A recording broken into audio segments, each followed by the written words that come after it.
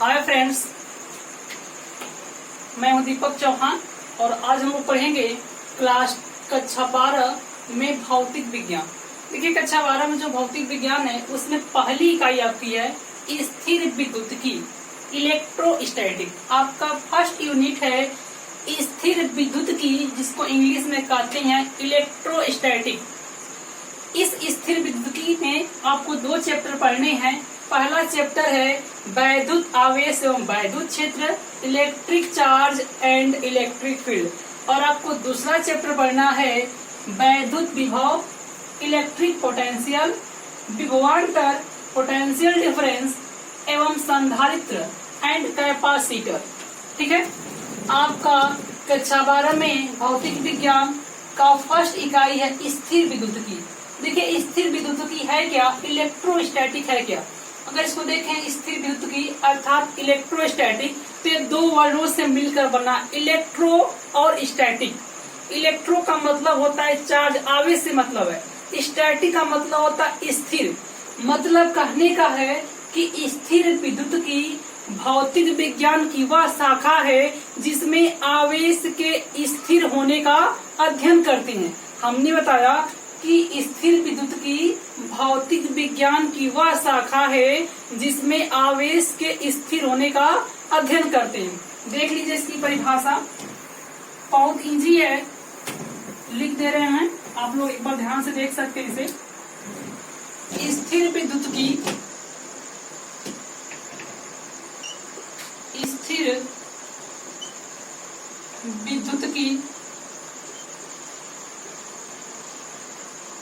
भौतिक विज्ञान की वह शाखा है, स्थिर विद्युतिकी भौतिक विज्ञान। यहाँ पे भौतिक विज्ञान की जगह विज्ञान भी आप लिख सकते हैं। भौतिक विज्ञान की वह शाखा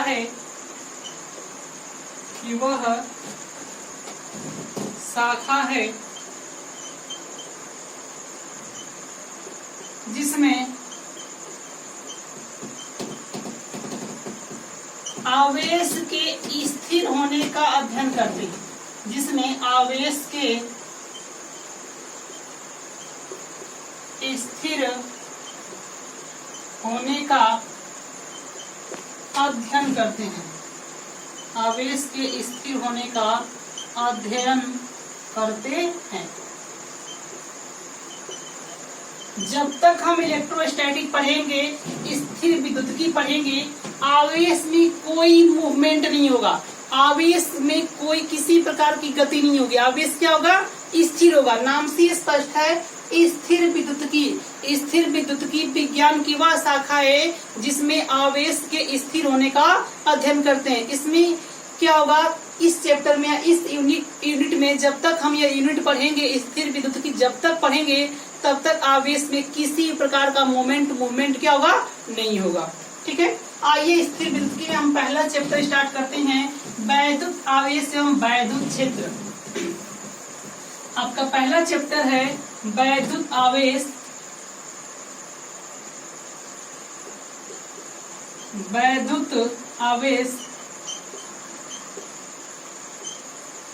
एवं वैद्युत क्षेत्र। वैद्युत आवेश एवं वैद्युत क्षेत्र। इलेक्ट्रिक चार्ज एंड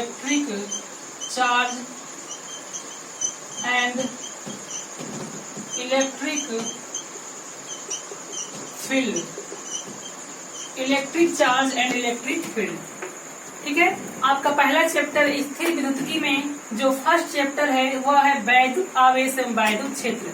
देखिए आइए पढ़ते हैं पहले वैद्युत आवेश क्या होता है, इलेक्ट्रिक चार्ज क्या होता है। वैद्युत आवेश,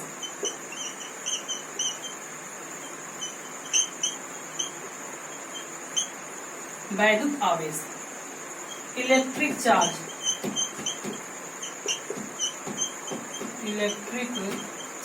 वैद्युत आवेश। देखिए वैद्युत आवेश पढ़ने से पहले कॉन्सेप्ट समझ लेते हैं। आपने द्रव्यमान का नाम सुना होगा। आप पिछली कक्षा मतलब कक्षा 11th में आप पढ़े होंगे एक चैप्टर सार्वत्रिक गुरुत्वाकर्षण नियतांक, ठीक है। वहां पे आपने द्रव्यमान की बात सुनी होगी, द्रव्यमान का नाम भी सुना होगा, ठीक है।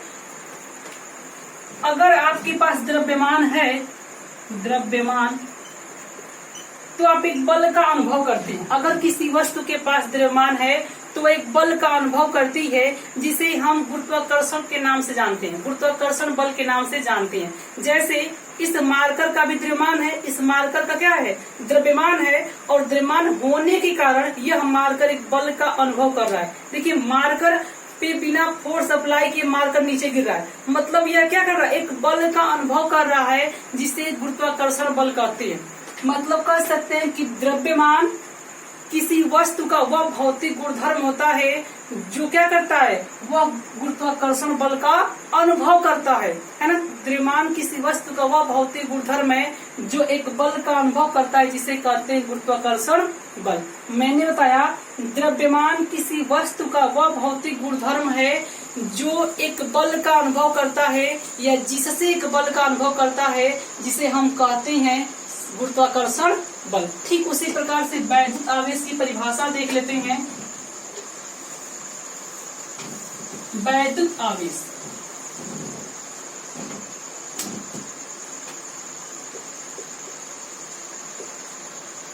वैद्युत आवेश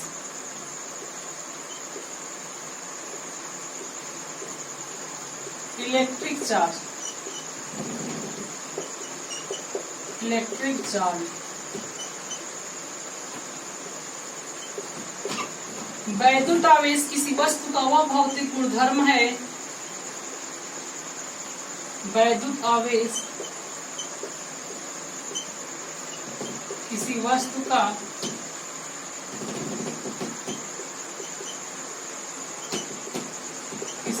का वह भौतिक गुणधर्म है,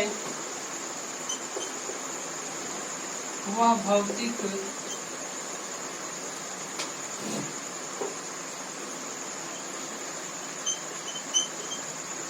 गुणधर्म है, जिससे वह वैद्युत क्षेत्र, जिससे वह वैद्युत क्षेत्र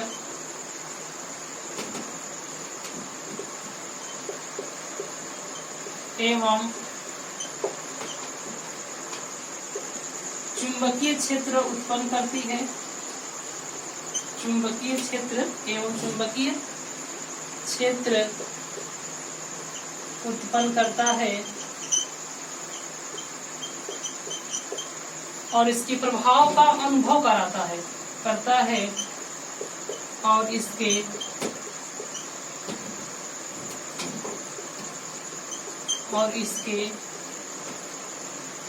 प्रभाव का अनुभव कराता है।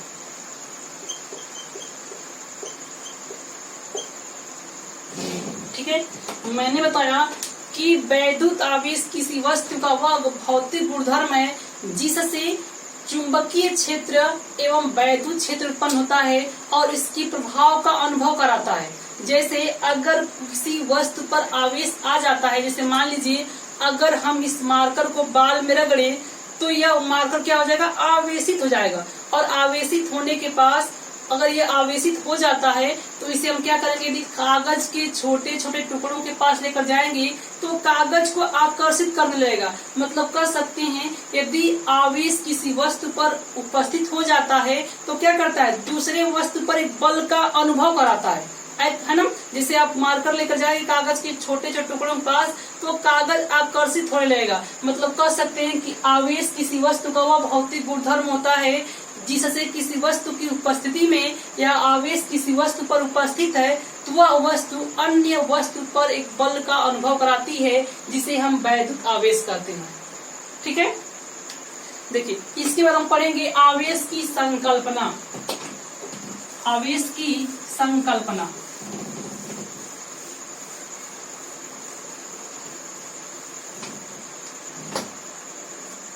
आवेश की संकल्पना।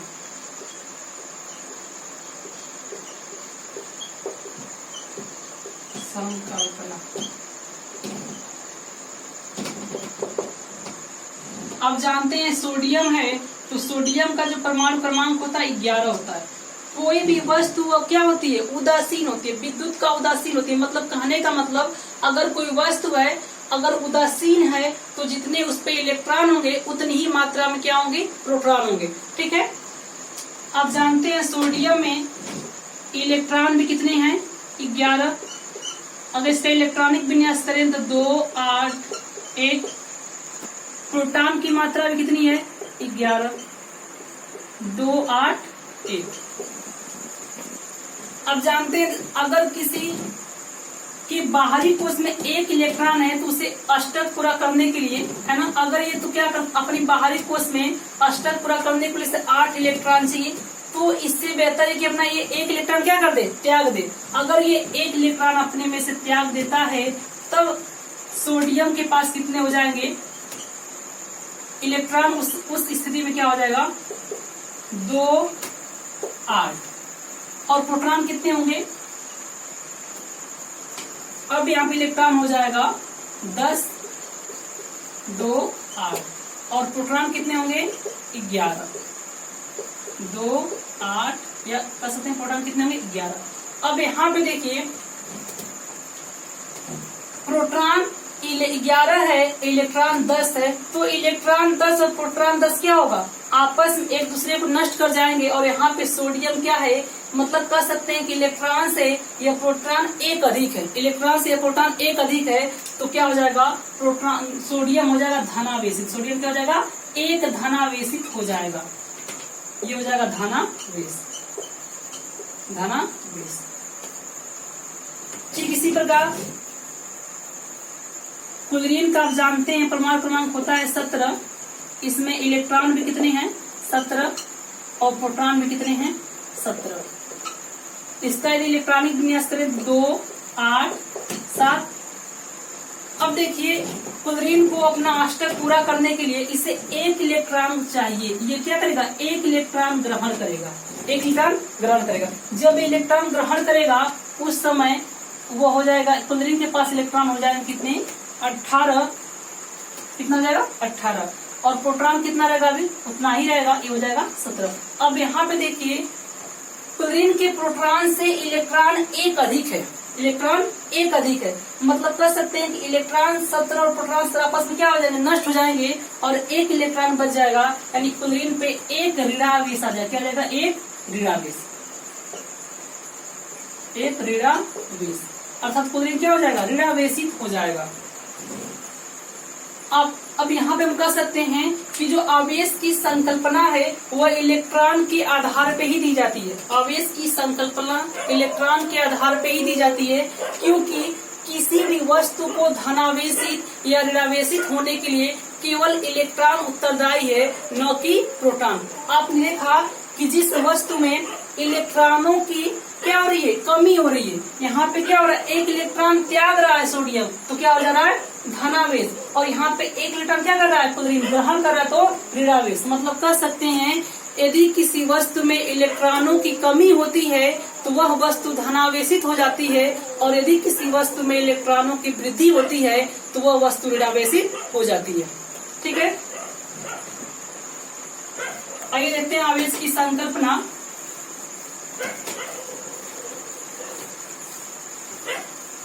आपने देखा कि किसी वस्तु को धनावेशित और ऋणावेशित होने के लिए केवल इलेक्ट्रॉन उत्तरदायी है, न कि प्रोटॉन। केवल इलेक्ट्रॉनों के स्थानांतरण से ही वस्तु धनावेशित और ऋणावेशित होती है। यदि किसी वस्तु में इलेक्ट्रॉनों की कमी होती है तो वह वस्तु धनावेशित हो जाती है। या कह सकते यदि कोई वस्तु इलेक्ट्रॉन को त्यागता है तो वह वस्तु धनावेशित हो जाती है, अगर कोई वस्तु इलेक्ट्रॉन को ग्रहण करता है तो वह ऋणावेशित हो जाती है। आवेश की संकल्पना इलेक्ट्रॉन के आधार पर दी जाती है। आवेश की संकल्पना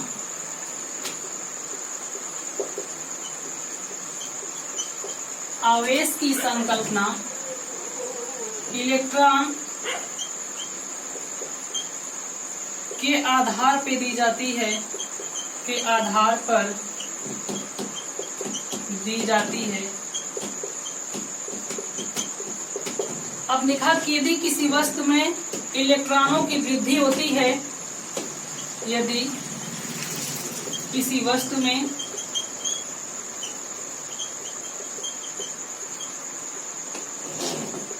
इलेक्ट्रॉनों की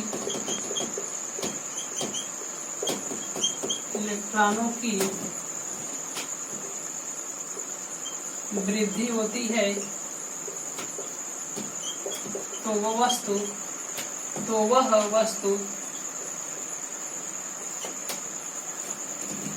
ऋणावेशित हो जाती है, ऋणावेशित।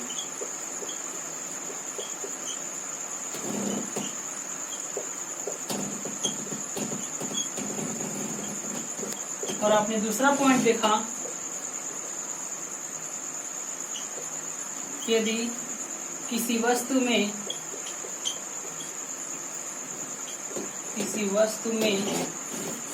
इलेक्ट्रॉनों की कमी होती है, किसी वस्तु में इलेक्ट्रॉनों की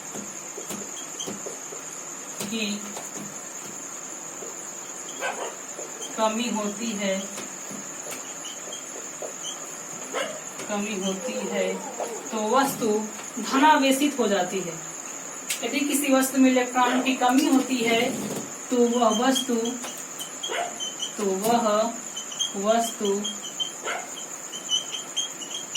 धनावेशित हो जाती है।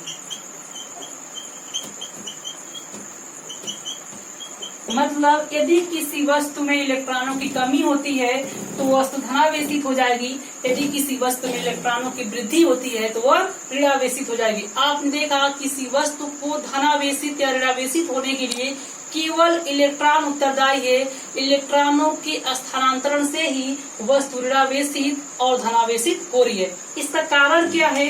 क्यों केवल इलेक्ट्रॉन उत्तरदायी है, न कि प्रोटॉन? क्वेश्चन पूछता है कि किसी वस्तु को आवेशित होने के लिए क्या उत्तरदायी है, निम्न में से कौन उत्तरदायी है? ऑप्शन रहेगा इलेक्ट्रॉन, प्रोटॉन, न्यूट्रॉन, इनमें से कोई नहीं, तो केवल इलेक्ट्रॉन उत्तरदायी है, न कि प्रोटॉन। देखिए होता क्या है, जो प्रोटॉन का द्रव्यमान है वह इलेक्ट्रॉन के द्रव्यमान से 1837 गुना भारी है। प्रोटॉन का द्रव्यमान इलेक्ट्रॉन के द्रव्यमान से इतना अधिक है कि प्रोटॉनों का स्थानांतरण संभव ही नहीं है ना। देखिए यहाँ पे लिखा है Mp मतलब प्रोटॉन का द्रव्यमान, Em मतलब इलेक्ट्रॉन का द्रव्यमान। जो प्रोटॉन का द्रव्यमान है वह इलेक्ट्रॉनों के द्रव्यमान से 1837 गुना अधिक है। जैसे हम कह रहे हैं कि मेरा जो भार है वो 80 kg है और एक व्यक्ति का भार है वह 40 kg है, तो हम यह कह सकते हैं कि इस व्यक्ति से मेरा भार दुगुना है। दुगुना क्या है? अधिक है। अगर किसी व्यक्ति का भार 120 kg है तो हम यह कह सकते हैं कि इस व्यक्ति से इसका भार 3 गुना है। ठीक उसी प्रकार प्रोटॉन का द्रव्यमान इलेक्ट्रॉन के द्रव्यमान से 1837 गुना भारी है, इसलिए प्रोटॉनों का स्थानांतरण संभव नहीं है। और पहली बात यह हो गया। दूसरा बात यह है कि प्रोटॉनों और प्रोटॉनों के बीच सबसे स्ट्रॉन्ग बल नाभिकीय प्रबल कार्य करता है। नाभिकीय प्रबल बल लगता है। नाभिकीय या कह सकते प्रबल नाभिकीय बल होता है।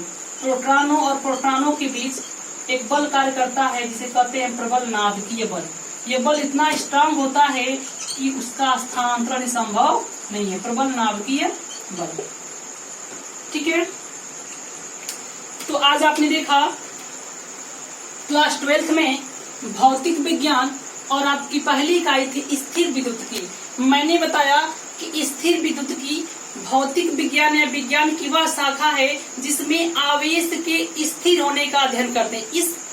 जब तक ये चैप्टर पढ़ेंगे स्थिर विद्युत की, आवेश में किसी भी प्रकार का गतिशील नहीं होगा, किसी प्रकार का मूवमेंट नहीं होगा। आवेश क्या होगा? स्थिर होगा। और यह जो इकाई है 2 चैप्टर में बटी हुई है। पहला आपने चैप्टर देखा वैद्युत आवेश एवं वैद्युत क्षेत्र, electric charge and electric field, और इसमें दूसरा चैप्टर आपको पढ़ना है वैद्युत विभव, विभवांतर और संधारित्र। आज मैंने आपका पहला चैप्टर स्टार्ट किया वैद्युत आवेश और वैद्युत क्षेत्र।